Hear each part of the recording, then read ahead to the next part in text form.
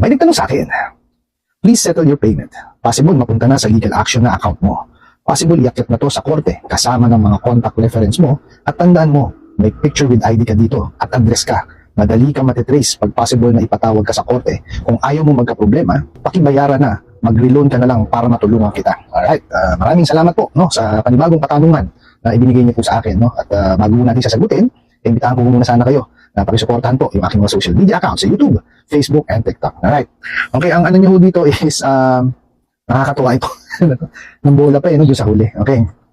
Ang sabi ko is, posible na raw pong mapunta sa legal action. Okay, yung inyong account. Okay. Wala naman yung problema yon kung yun ang gusto nilang gawin, iakyat, or yung gusto nilang legal action. Pero yung legal action kasi na yan, may proseso yan, hindi mo yan basta-basta. Okay? Kasi kailangan i-exhaust muna nila or gawin muna nila yung kanilang collection process. Yung pinaka yung ma-exhaust nila lahat, yung kanilang means para masingil mo kayo. Okay? Dapat masunod nila yon.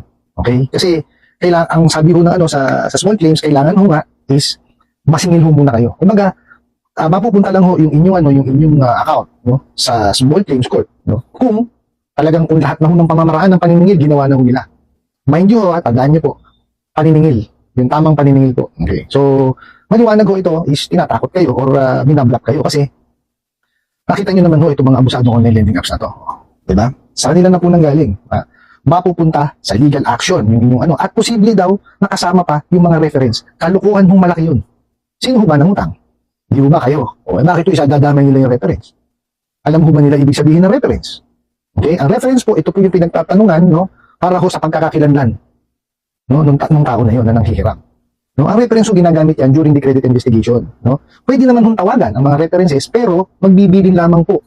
For example po, pakisabi naman po kay customer A na pakisagot po ang aming tawag. Kami po ay taga-ganitong lending company. Tapos, ganun lang. Pero idadamay mo sa kaso, kalukuhang malaki yun. So maliwanag po, yan napakaliwanag pa po sa sinag ng araw, na walang alam, sa paniningil, at wala akong alam sa batas, itong mga bubuk ng mga online lending apps na to. Di ba? Binablap kayo, tinatakot kayo, di ba? Kung mapupunta raw sa legal action. Okay, walang problema. Pero make it a point, make sure na yung collection process is na-exhaust nyo na. Yung tamang paniningil, hindi kasama dyan yung hindi kasama dyan yung pananakot. Okay, tapos posible daw iakyat sa korte. Wala naman ng problema. Kung iakyat nyo, gusto nyo, ibaba nyo pa. Di ba? Hindi nang gusto nyo. Tubok na to. Tapos kasama pa raw yung contact reference. Di ba? Ito pa yan, tandaan nyo. Sa kanila ko contact reference, pati yung ninakaw nila ng mga listahan doon sa phone book ninyo. Sa contact list nyo. Sa kanila reference yun. Di ba? Mali. Ano kinalaman? Unang-una ano kinalaman ng mga reference sa hiniram po ninyo? Pangalawa po, ano kinalaman nung ninakaw nila doon sa inyong mga contact list? Di ba? Nagbubulabog lang yung mga yan. Di ba? Ganyan yung mga bubuk na yan . Tapos, ito na naman, walang katapusan. Pinananakot yung picture nyo na may ID daw kayo. Tapos, nandun daw ko yung address nyo at madali daw ko yung matrace. Para, posible patawag sa korte. Talagang walang alam. Di ba? Kasi yan, kung yan padadalan mo ng notice yan, 2 million. Registered mail. Ano yung patatawag? Masira ulo itong mga to. Tapos, sasabihin, madali daw matrace. Madali naman talagang matrace.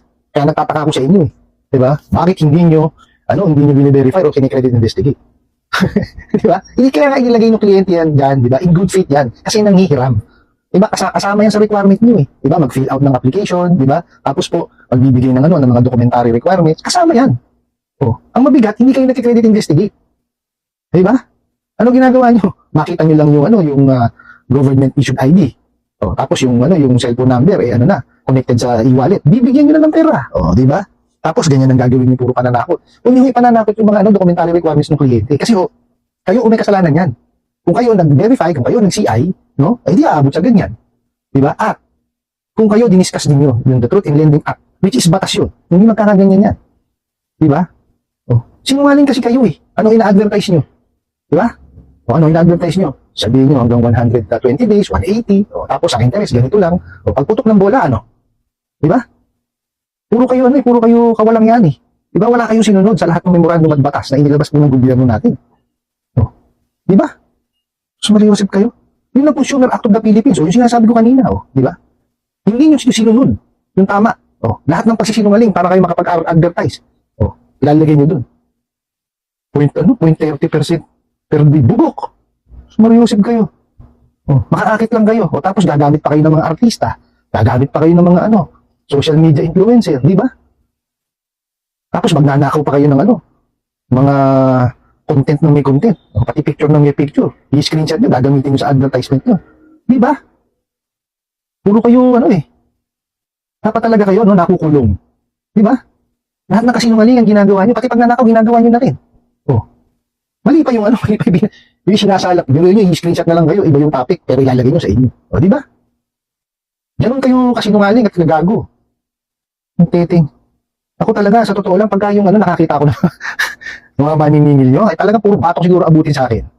No? Bagay, hindi naman magpapakilala yung mga yan. Kasi iyang-iyana sila na doon sila nagtatrabaho. Oh. So, mariusip kayo, lahat na lang. Ba?